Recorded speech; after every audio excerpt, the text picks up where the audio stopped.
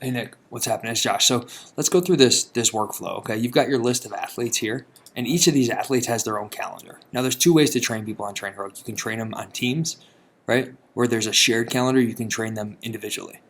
And I think just because everybody's starting on their own specific date, we're actually training them individually. Okay, so the way that I train an athlete, I'd go and invite them, right?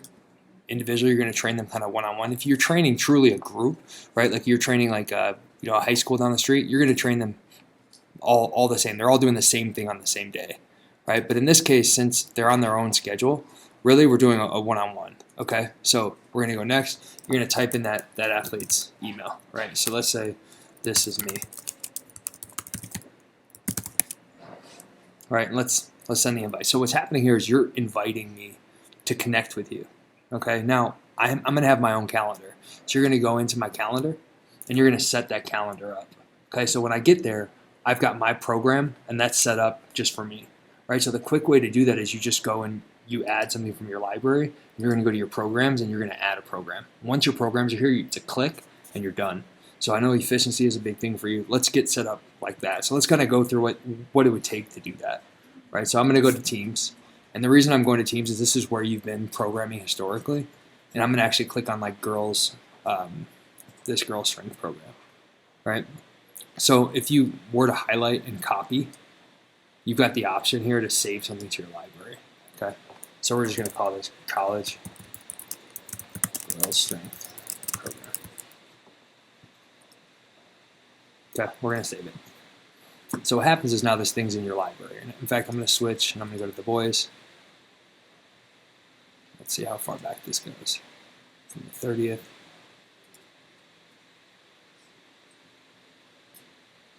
Cool.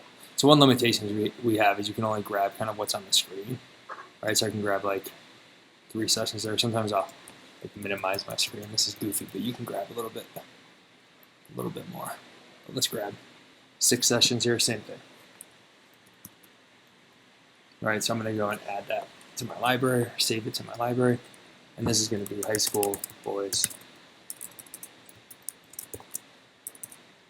lacrosse program 1. And I'll kind of get to why I'm doing this, right? So far we've saved the first 3 sessions. I actually want to grab these next 2, and I'm going to copy, okay? So what I'm doing is I'm copying these next 2 sessions, which takes us all the way to October 30th. I'm going to go into our library. So when we save those programs, they get stored in our library. This is where we're kind of storing all of our programs, so they're here. Okay, so I'm going to go to the high school boys lacrosse program, and I want to actually paste those 2 new training sessions, but I'll see this program's only 3 weeks long, because that's what we exported. So then in the top right-hand corner, if I go to settings, I can quickly expand that, right? So actually this program, I want it to be 5 weeks long, right? And I can adjust it over time. Let's go back to the program. What I'll notice is I have now some blank space, right? So let's go to week 4 and week 5. I've copied those, so I'm just going to Control V, or if you're on a Mac, Command V, right? And I'm pasting it. So I've got this program stored here now, this high school boys lacrosse program, right? And again, it's in my library. Same thing with the college girls strength program.